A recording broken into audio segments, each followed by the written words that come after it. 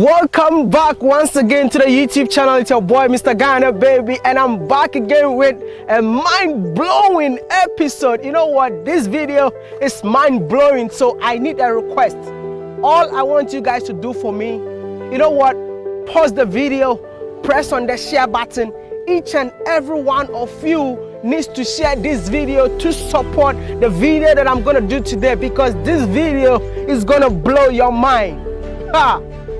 Oh my goodness, you know what? I'm sitting on coconut pod. Is it coconut pod? I don't know. English speakers, please, if I'm mistaken, I don't know the name of this. And a young, intelligent, Ghanaian, African guy converted this into a stainless charcoal. This is stainless. I'm wearing white for the first time. Can you see the black? No. This charcoal is stainless. You know what? Please help me share this video. No, I gotta kneel down. You know what? Help me share. You know the struggle, because this brother's story needs to be heard all over the world. I'm inspired, and I definitely know that you are also gonna be inspired with this brother's story. Do me a favor, like the video, share. And if you are new to the channel, my name is Mr. Ghana Baby, the one and only annoying YouTuber in the whole of Africa. Welcome, subscribe, and be part of this awesome family. Let's hit 500,000 by the end of this month. Come with me. Let's go talk to this brother. Oh my goodness, I don't know why I'm so excited, because this guy is young. Because I told you that Africa needs an industrial revolution, and look at what this brother did. Huge factory. Jesus Christ, I'm so excited. Just, you know, oh my God. No, I'm not gonna meet him right now. You know what? After hearing this brother's story, I'm gonna order 100,000 pieces of this charcoal, and I'm gonna force on each and every one of you. When you talk of Black Lives Matter, now it's Black Businesses Matters. I am Maya. I don't want to talk too much. I think I've taken enough of your time. Come with me and let's go talk to this brother. The man himself. Come on, man. No. Come on, you're the big man. You're the big man. Bro. Yo, Maya. You see how young he is? This is what I'm telling you guys, man. No, you know, like, I'm so inspired. Thanks, my brother. And I want you to inspire many out there. But brother, you sure will. I really want to know your story. I'll give it all. Give me all your story. You need to start somewhere? Yeah. Anyway, welcome to Zako. Welcome to Zako. Welcome to Zako. Wow. This is our business. This is huge, bro. Thank you. Thanks so much, No, man. but you're so young. Can you give me age range? Age range, not the exact figure. Very early 30s. And you managed to establish something like this in Ghana. Yeah, it all started with a dream, you know. You know that you're the biggest charcoal producer in Ghana? Possibly in West Africa, and maybe the whole of Africa. Yeah, by capacity. Brother. Yo. How did you do this? It all began with curiosity, you know. Being curious and asking questions, and that's how we got here. I know you're passionate about what you do. Yes, I am. But something must inspire you. Exactly. What really inspired you? You know, it actually started when I was reading law. And yeah, I was a law student. A law student? Exactly, yeah. Are you now a certified lawyer? No. I got so many cases. I'm looking for a lawyer, man. I'll get you a good lawyer. So it all started when I was a law student, and then on the usual commute to class, I observed, I started on the Oxford Street. So you realize that on every junction on that street, there's somebody selling coconuts. And then eventually you realize that the whole of Accra, you have so many people selling coconuts too. Yeah. So it all began with a question. With these guys selling so much coconut, what did they actually do with the waste? And that's where the whole idea started coming up. And then eventually I realized that they were all dumping their waste by the beaches and making our beaches so dirty. I took a trip to the beach, saw what was happening there, and then I just told myself something has to be done. At the time, I didn't even know what we could use the waste for, but along the line, I realized I got so much interested in this coconut stuff. I even lost interest in reading law to concentrate on this. And I think, yeah, in the final year, I had to use the fees to actually start this. Hold on. Use your final year school fees to start this business. Yeah. Instead of becoming a lawyer. Yeah. Your mom was not angry? Initially, they didn't know about it, but eventually they got to know. This guy is a gangster.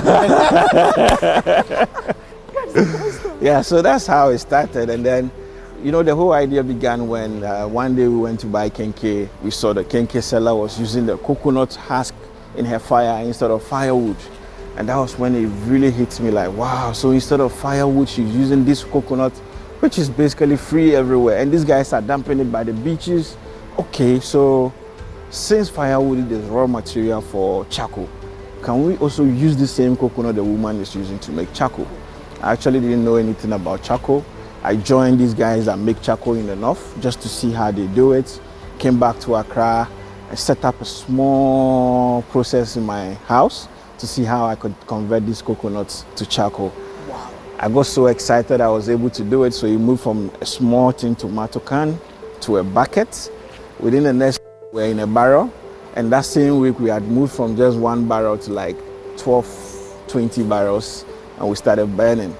You started making the charcoal in my house. In your house? Yeah. So where are you getting the coconut husk? So I just spoke to a few coconut sellers that I needed your waste. Eventually, actually didn't even know where to dump it. So I was even a savior to them. Wow. These guys would push their coconut waste from wherever and just come dump it in my house. In your house? Yes. So your house was full of... I had a mountain of coconut in my house. A real mountain, actually. Bro, this story is inspiring. You know what? Let's see somewhere. Let's continue. There is something that I'm not understanding. Yeah. You said you started with what? A tin tomato can. A tin tomato can. Yeah. A tomato can, I should say. You were putting the coconut inside? Yeah, so I was experimenting how to burn charcoal. So the process basically is burning something devoid of oxygen. If you allow too much oxygen in, it burns to ash. So you control the oxygen flow and then you get charcoal. So I had this little tomato can, which was big enough, and then we put some pieces of coconut in there. We'll lit them up, poured sand to cover and prevent oxygen from going in. Wow. It turned out very well, but we had very little charcoal. So the next day I moved to a bucket. So the actual bucket we were using in the house, we made some holes in there, and then we were able to get some more coconut, which was still also very good, but also very little. Yeah. So eventually we moved from the bucket to a barrel. And in the space of a week, we had moved from just a tomato can to like 10 barrels. And where were you doing all this? All of this in my house. In your house? Yes. So how did you establish your first factory? Is this your first factory? No. The first factory actually started in the house. We designed and built our own machine. We got it built in Abu Bloshi where the metal guys are. And then eventually we gradually moved to some sites behind us. We spoke to family, they released some land, and then some bits of the school fees actually bought some machines, got some help here and there, and then we set up a factory, which is also quite somewhere in the bush. So your family found out after you established the factory? Yes. That's when they realized this guy is no more going to class. So welcome to the first ever Zako factory ever built in Ghana. So the first ever, I would say, charcoal factory. That's impressive. But you said you started from your house. Yeah. Which was your first machine that you ever used? This machine right there. Oh, it's still here? Exactly, yeah. So we actually designed it ourselves. Yourself? Yes, we designed it because when we got the... Are you a mechanical engineer? I'm not, but I'm a very curious person. So we designed this machine ourselves, drew everything on paper how we wanted it to work, and then went to Abu Bloshi where we have the old men that work on metals, and then they built this for us. Wow. We used it for some time and it was good. And then we had to upgrade. That's impressive, bro. And from this machine you moved to which machine? And then from this machine we moved to over there where all those blue machines you see. So at the time we moved here, the electricity situation here wasn't too good. In fact, there wasn't electricity in this part of town.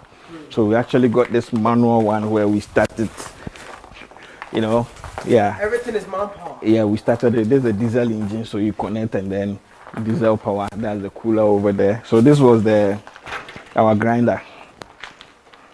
Wow. We use this. So if you look at it, we position them such that the same machine can power this and the same machine can power the other machines there. You just connect the belt and then they work. My brother, I just want to know how many people started this business with you, or you started it all alone? First was myself alone. I got in one more person and then got in some more people. Gradually we are about 12 people here. But then we have so many people on the street collecting coconuts for us. Do you believe that Africa is the future? We already are. And Africa definitely, the world can't progress without Africa. We are the future even from henceforth. Wow. It's an understatement. I interviewed somebody and he told me, no, Africa is not the future. Come on. Africa is the present. I think I agree with that too. Everything revolves around Africa. It's like when Africa coughs, the world catches a cold. Wow. Yeah. That's new. Yeah. We control all the resources in the world. Not just natural resources, but the human resources, because the people on the continent are also very worthy. Yeah. My man. My brother. I don't know why I'm so excited to talk to you. I wish I can spend the entire day on this YouTube channel for people to know that. You're always welcome. I really appreciate you. You're always welcome, my brother. From a tin of what? A tomato can to this one. It's incredible, bro. Thank you. Really appreciate it. How did you manage to operate this one? So eventually we got family involved. People didn't really believe in what we were doing. I think they didn't really understand why somebody would risk himself to do charcoal. Somebody with this passionate about charcoal. And the fact that people don't use it, they assume nobody else does. So eventually I had to fall on family members, take some support here and there, and then uncles, aunties, and then gradually we built this place. They supported your dream. Family has really supported. On behalf of his uncles and aunties, I just want to say thank you so much. Thank you. I believe that this is how Africa is supposed to be. Exactly. We need to encourage entrepreneurship. Yeah. But in Africa, they tell us to go to school, be a lawyer, be a doctor. And at the end of the day, we end up on Facebook and become YouTubers. My brother, by the way, but hey, I just want to know. You cannot tell me that you just woke up and started creating all these things. Definitely, there should be challenges that you face as a young man. There's been loads and loads of challenges. Tell us some of the most challenging one. First of all, convincing people that it's possible to even make charcoal out of this was a challenge. Wow. The second of it was, as a young man, you've been able to prove something was viable. Now, how do you scale up to this stage where you're able to make enough revenue to sustain the business? That was one big headache. It's been a very long journey. I think I went to every pitch event, spoke to almost every investor I got in contact to, but people didn't really, that's what I feel. I feel like they don't really understand what we go through. We've had our machines stolen, we've had a lot of setbacks. There's been a lot of tears, a lot of tears. We've cried a lot, but we've also learned a lot. And this whole process or this whole journey, I would say, it's been tough, but I've grown to be tougher. Did you have government support? Not yet, but it will come. We look forward to it. The government never supported you? Government support will come, hopefully. It seems he doesn't want to talk about that. No, you just let us know, acquiring the land and all that. Yeah, government support will come. We believe once we are getting onto the market, government will get to know how much we're solving. Trust me, maybe you want the government to support, it's okay. But we love to have government support. I got an army on YouTube who are ready to support. We love this that. is what we do. It's by force. You know what? We are ordering 100,000 pieces today. Wow. No. I'm going to force it on them. They know how we do it. Yeah. You can export. Yes, we do export. We do export. I'm going to give you money, 100 pieces. Thank you. Each and every subscriber of mine, you need to order the 100,000. If you don't order the 100,000, no new video. Thank you, my brother. No new video. Thank you, my brother. My brother. This is the kind of support we need. No, we need to support people like you. Like, you have no idea. Like, I wish I can just Come on, man. Come on, man. Listen, like, you live in the dream, bro. Thank you. Like I said, we need factories in Africa. Yeah. I mean, there are a lot of young Africans watching us right now. Yeah. If you should advise young Africans, what will it be, brother? My advice has always been to just be different. I like this favorite quote of mine from Steve Jobs. He says, why join the Navy when you can be a pirate? You don't always have to go where everyone is going. You can carve your own path and be the best at it. We can't all be doctors. We can't all be lawyers. You can be different.